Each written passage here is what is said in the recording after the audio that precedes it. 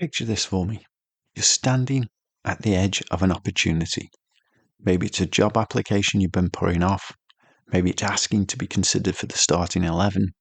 Maybe it's starting a business, walking into that boardroom, putting your name forward for something you know you want. And then, right there in that moment, a voice shows up. Calm, familiar, confident. And it says, "Who are you kidding? You're not ready. People like you don't get to have that." Now, here's the question I want you to sit with today. What if that voice, the one that sounds so certain, so authoritative, so much like the truth, is lying to you? Not just exaggerating, not just being cautious, lying. And here's what neuroscience tells us.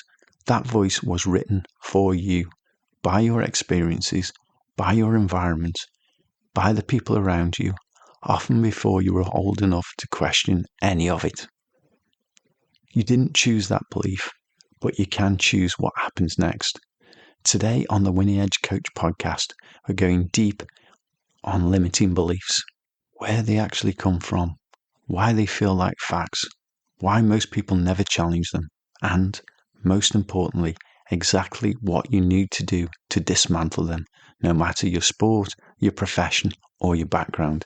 This is probably one of the most life-changing episodes of the podcast I've ever recorded.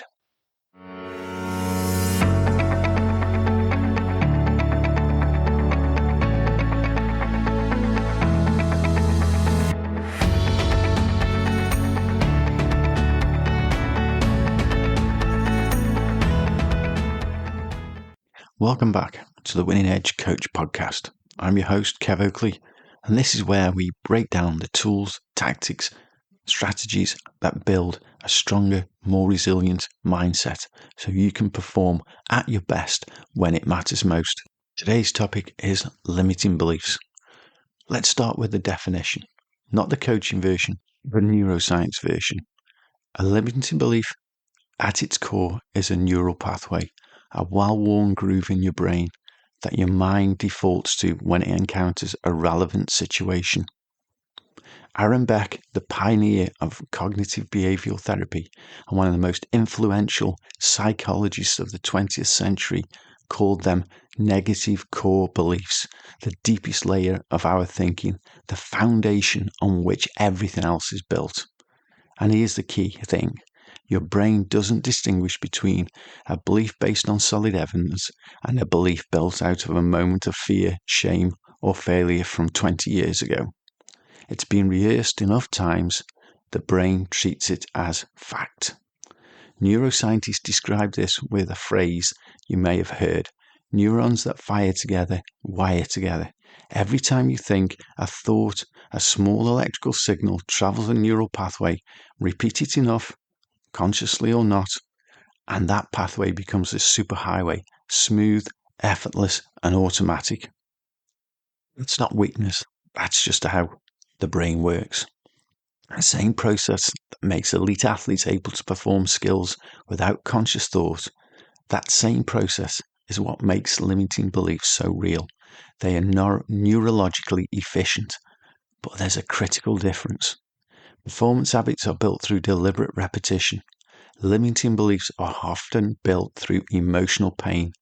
Emotional experiences are encoded differently in the brain, more deeply, more quickly. The brain, which is fundamentally a threat detection machine, files painful lessons under, "Remember this, your life may depend upon it."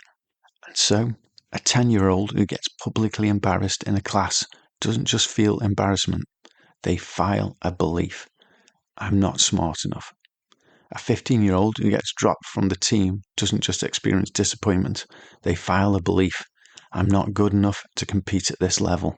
And that belief, without anyone ever challenging it, travels into adulthood, where it starts making decisions on their behalf.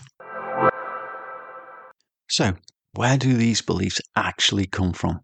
Let me walk you through 5 key sources, because understanding the origin is the first step to seeing it for what it is. History, not truth.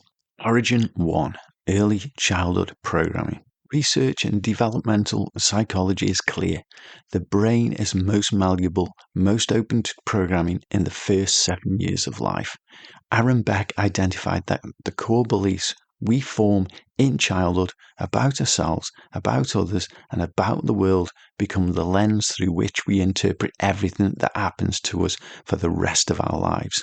If you grew up hearing you're not clever, or don't get ideas above your station, or who do you think you are, your brain didn't hear criticism, it heard instructions, and it filed it accordingly. Origin 2 is learned helplessness. This is one of the most important concepts in performance psychology, and it comes from the work of Martin Seligman.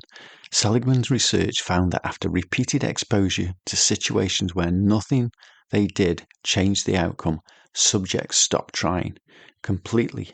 Even when the situation changed and the escape became possible, they didn't move. They had learned to be helpless. Now, here's the upgrade. In a landmark 2016 paper, Seligman and Mayer revised the original theory. They found that helplessness is actually the brain's default state. What has to be learned is the belief that you have control. And when the repeated experience of failure in school, in sport, in relationships disrupts that learning, you don't just feel stuck. You neurologically are stuck until someone or something rewires that pattern. Version 3. Social and cultural conditioning. Some of the most deeply lodged limiting beliefs aren't personal at all. They're cultural. The belief that success isn't for people like me, not an individual failure of imagination. It is. Psychologist Henry Teifel's social identity theory explains the residue of systemic messaging when the groups we belong to by class, gender, background are persistently underrepresented in spaces of power, achievement. The implicit message is, you don't belong here.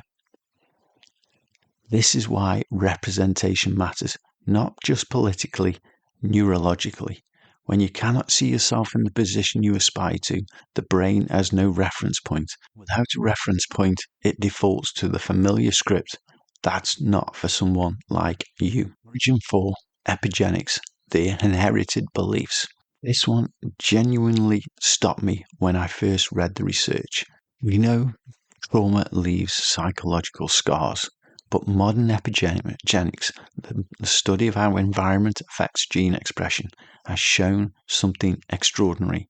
Trauma can leave biological marks on genes, marks that can be passed to the next generation. Rachel Yehuda's research on Holocaust survivors found that their children, who never experienced the Holocaust directly, carried epigenetic changes to a gene linked to cortisol regulation, the biological signature of their parents' stress. What does that mean in practical terms? It means some of the anxiety, some of the world isn't safe, and I have to fight for everything, beliefs you carry may not be entirely yours. They may have been handed down from people who needed those beliefs to survive. They survived, you inherited the software, and the work now is to update the operating system. Origin 5, the confirmation bias loop. Here's the mechanism that keeps a limiting belief alive long after the original wound has healed. Once a belief is established, the brain begins to filter reality through it. A landmark 2020 study published in Nature confirmed through neuroimaging that high confidence in a belief produces selective neural processing of consistent information. The brain literally suppresses input that contradicts the belief and amplifies the input that confirms it. So, if you believe you're not a strong performer under pressure, you will remember every time you folded and forget every time you delivered. The sociologist Robert Merton named this the self-fulfilling prophecy back in 1948. A false belief about a situation causes behavior that makes the belief come true. You believe you'll underperform. That belief creates anxiety. That anxiety impairs execution. The impaired execution confirms the belief. The belief didn't predict reality, it created it. Before we get to the toolkit, I want to name the beliefs I see most frequently across athletes, executives, and high performers in every field, because naming them is the first act of dismantling them. See if you identify with any of these. The first one, I'm not good enough. Perhaps the most universal belief in existence, almost always traced to early critical feedback from parents, teachers, coaches, before we had the maturity to challenge it. The second, success isn't for people like me. A socially conditioned belief tied to class, background, or identity files it as protection, but it functions as a ceiling. Number 3, I always fail when it matters the most. Learned helplessness dressed as self-awareness is particularly toxic in sport and high-stakes business because it arrives right when you need your best thinking. Number 4, I'm a fraud and eventually people will find out. Imposter syndrome. A 2025 meta-analysis of over 11,000 professionals found a prevalence rate of 62%. 62. Let that land. The majority of high-functioning people are quietly carrying this belief, and in my coaching experience, it matches that prevalence.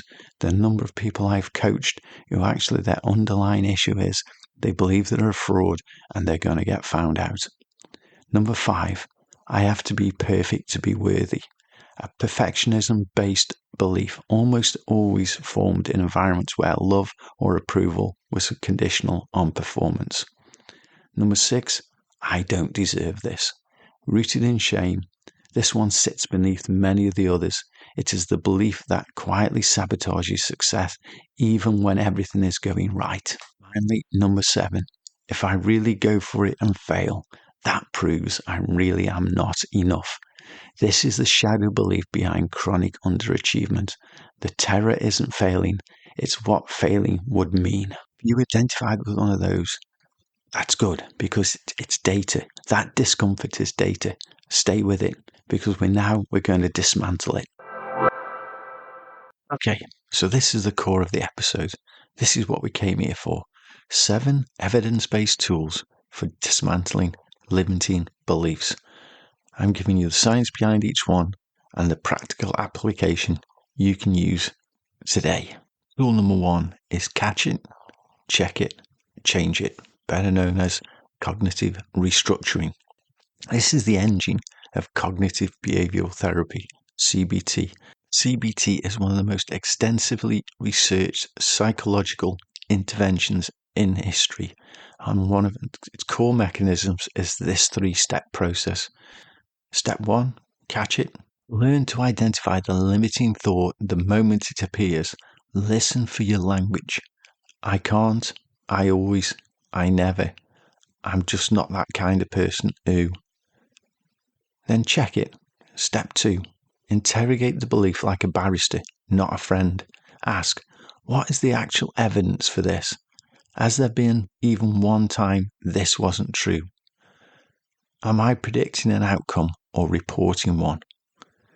A 2023 meta-analysis confirmed that cognitive restructuring shows a substantial effect size of 0.85 across psychotherapy outcomes.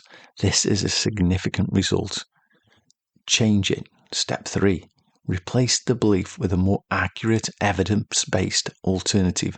No toxic positivity, an honest reframe. I'm not good enough becomes I'm still developing, and competence is a process, not a destination. I always fail under pressure becomes there have been moments I have delivered under pressure. I'm building on those.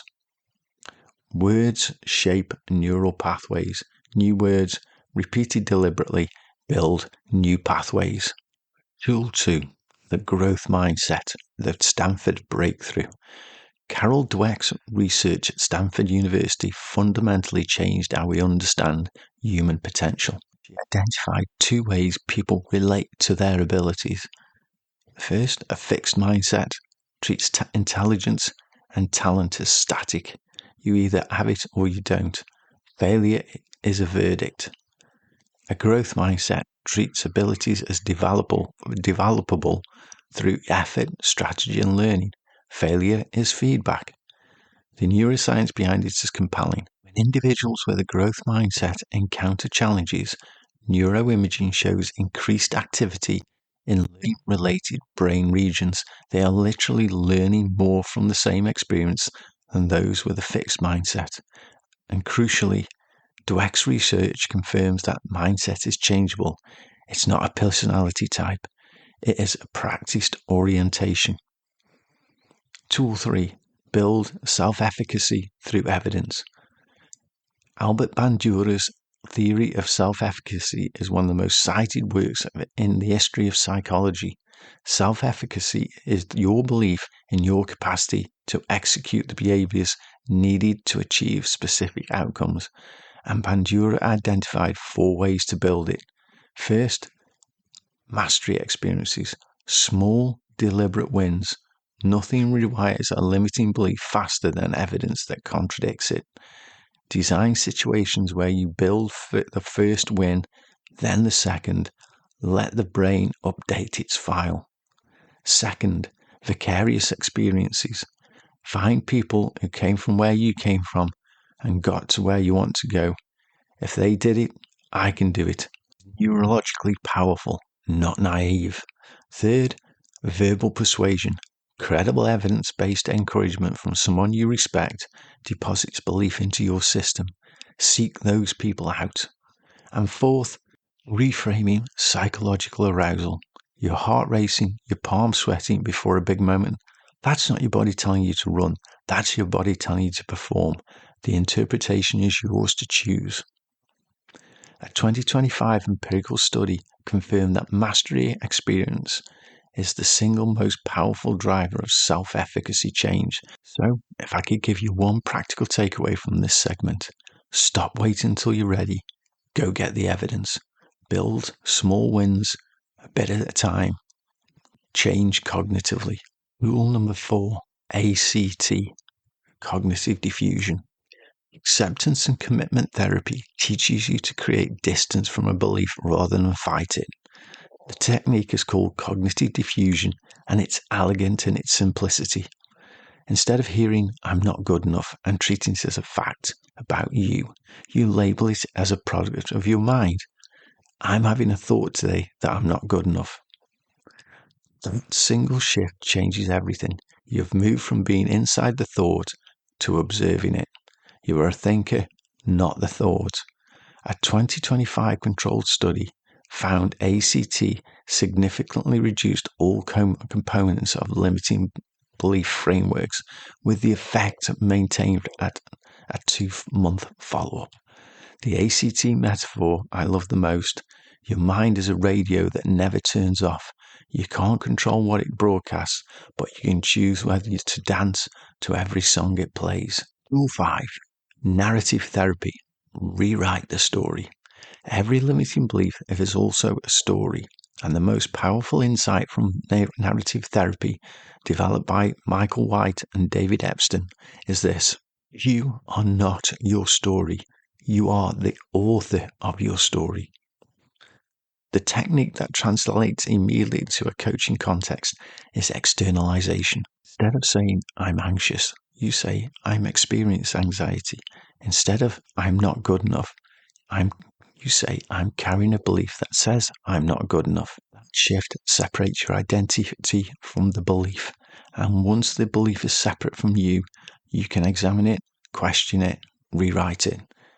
Here's a practical exercise.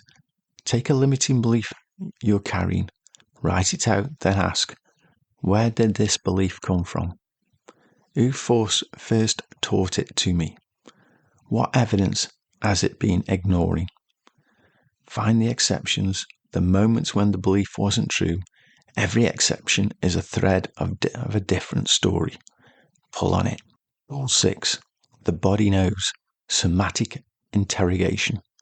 This one overlooked in performance coaching, and it's critical. Dr. Bessel van der Kolk's research showed us that during high-threat experiences, The body encodes what happened, not just a memory, but as a physical pattern, a bracing, a tightening, habitual contraction.